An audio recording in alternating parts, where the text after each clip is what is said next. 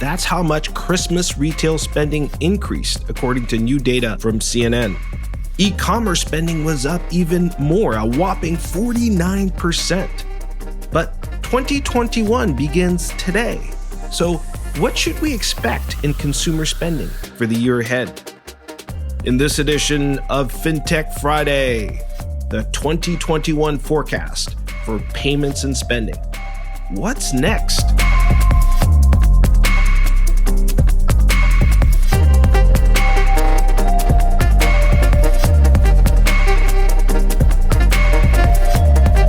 I'm Silvio Tavares here in San Francisco on January 1st. This is FinTech Friday, brought to you by CardLinx. It's great to be with you. Happy New Year. The numbers are in, and it was, in fact, a pretty decent Christmas holiday spending season after all. Despite the pandemic, consumers pulled out their credit cards and spent on home goods and e-commerce. That spending more than made up for the decline in sales at physical stores and malls as consumers hunkered down due to new COVID restrictions. Last week on our Christmas Day podcast, we looked back at 2020. Today, the first day of 2021, we look forward to what we should expect in the year ahead. There are so many things that have changed in commerce over the past 9 months, so it's really tough to tell what comes next. Will we see continued strong e-commerce sales? Will the pandemic finally be cut short because of vaccines, or will it take a long time to see the economy fully recover? Will consumers start paying for goods and services in entirely different and new ways, like mobile wallets or account-to-account transfers? To make sense of the year to come, today on the show, we speak with an executive from Discover. Discover is one of the big three credit card networks with over 50 million U.S. cardholders. It's also one of the top 10 banks in the U.S., and internationally, it operates under the Diners Card brand. The company's cards are accepted at over 48 million merchant locations around the world. So the company knows quite a bit about how consumers are spending their money right now, not just in the U.S., but around the globe. They also know what are some of the key new emerging trends for 2021.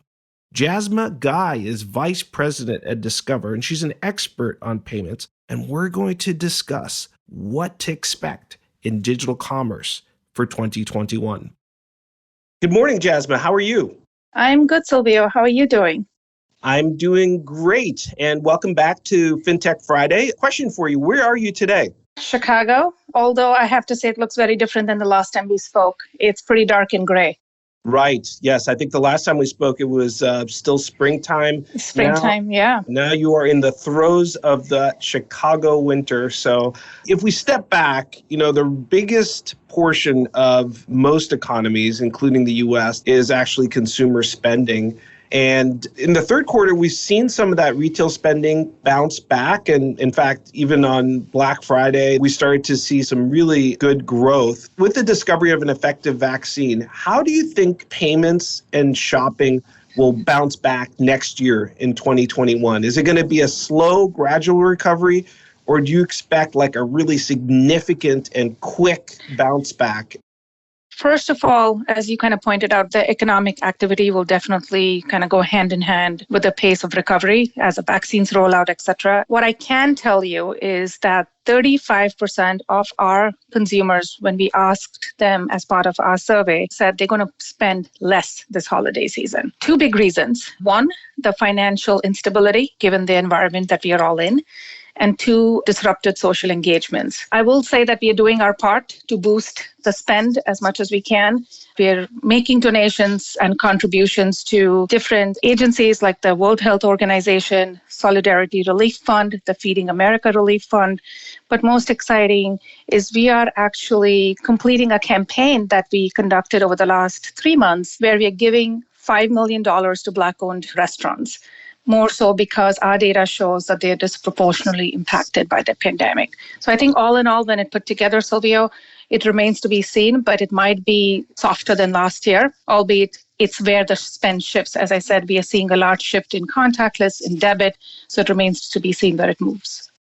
Discover is a very large global network and network of networks, as you mentioned earlier. Here in the U.S., we think of Discover Network and Discover, the card issuer. Around the world, Discover is also known as Diner's Card, et cetera. So you guys have a really big business. What are some of the big trends outside of the U.S. in payment technology? Because, I think for most of our professional careers, the U.S. has been the leader in payments.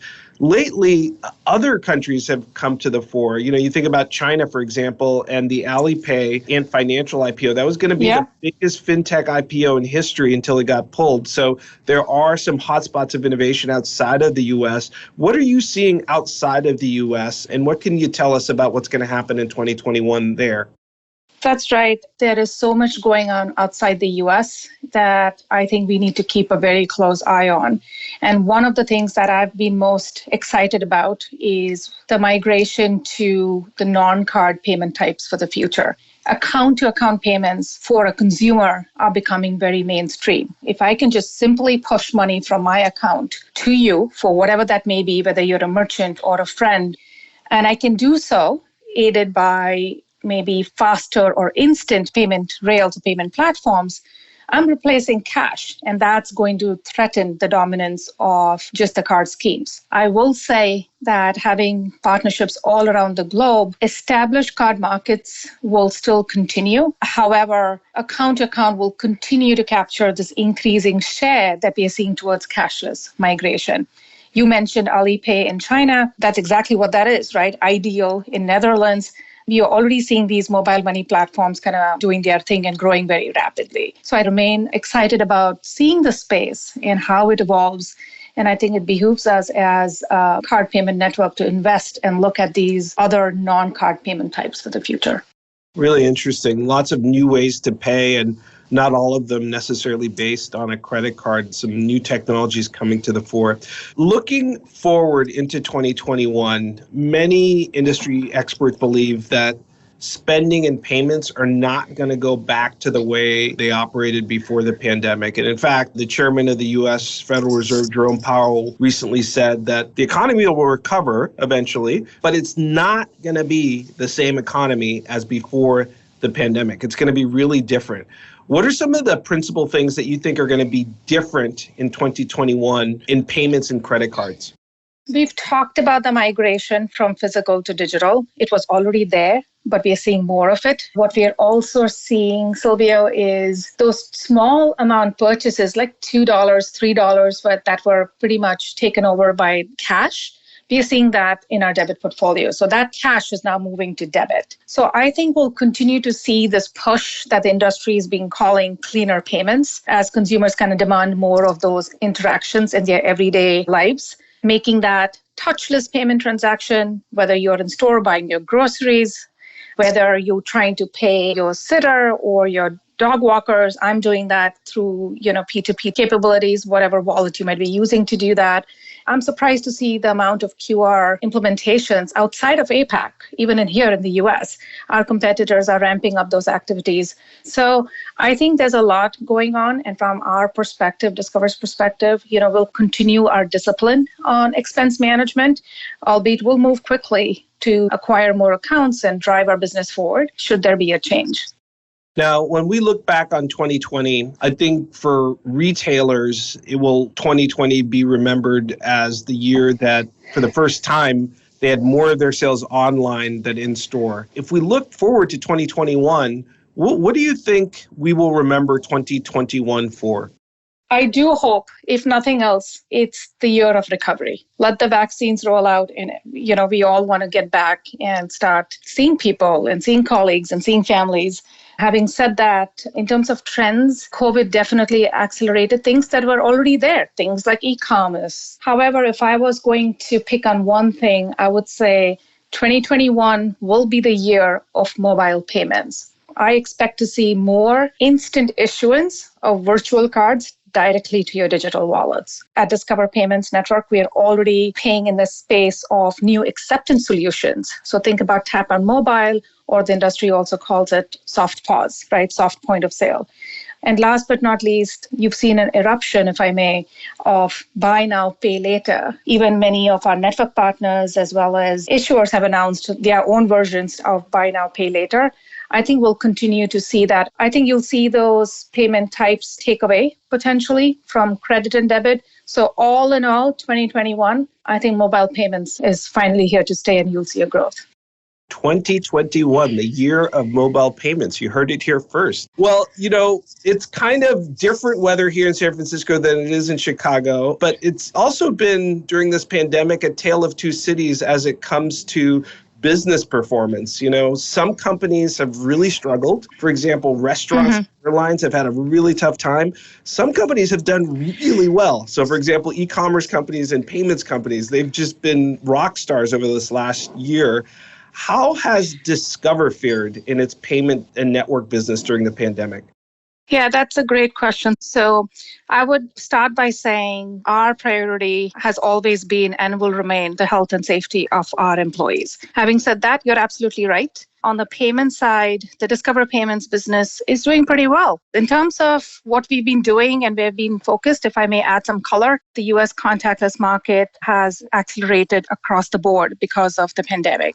We've rolled out contactless here for our biggest issuer, Discover Card, and glad to report we've seen 200% growth in contactless spending. The other key component of our Discover Network payment business is our network-to-network alliance partnerships around the globe. We've signed in this year alone, about 8 to 10.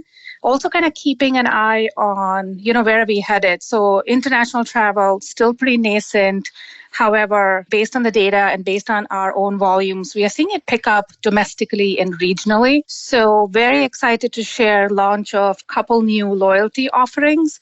One is 100% digital concierge service. We are calling it a digital assistant. And also a new airport experience that's coming next year, which will not only give you access to lounge as it did traditionally, but also spa and restaurants and sleeping pods at airports. So very excited about those two. And last but not least, on the e-commerce space, we too launched our version of secure remote commerce, which is click to pay. So seeing some good volume come in through that. So as you see, we've been pretty busy and doing pretty well. Yeah, lots going on. You've been very active and really interesting to see your investments in a resurgent travel space. Also great to see the huge jump in contactless payments and also big investments in e-commerce. Jasma, thank you so much for your time today. Really great insights. And I really look forward to having you back on the show next year, but really wonderful to benefit from your expertise. Yeah, I know, Sylvia. Thank you for having me. Thank you so much, Jasma. Have a happy, healthy, and prosperous 2021. Likewise. Thank you, Sylvia. That's Jasma Ghai, Vice President with Discover, based in Chicago, Illinois. Coming right up, some closing thoughts on what to expect in digital commerce in 2021.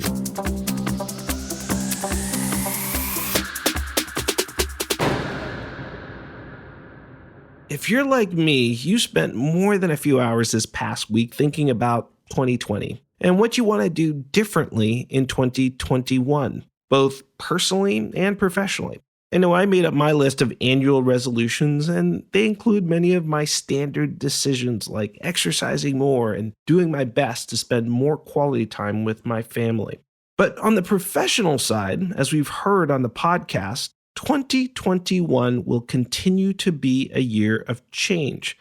See, last year was very unpredictable. In fact, you could call 2020 the year of the unpredictable. For example, many merchants had to make the transition from in-store business to e-commerce online business practically overnight. But 2021 will be different. And in fact, it will be very predictable about one key thing. It will be a year of predictable, accelerated change. In particular, we can expect increased e-commerce sales. We can expect significantly increased use of mobile wallets. We can expect a big surge in the use of mobile offers and cashback offers across most of the digital commerce platforms. And we can also expect the economy to change at a much more rapid pace than what we saw even in 2020. So buckle up your seatbelt, folks. 2021 will be a year of continued accelerated change in digital commerce. For FinTech Friday from the CardLinx Association, Happy New Year. Take care of yourself and take care of each other. God bless you. This is Silvio Tavares signing off.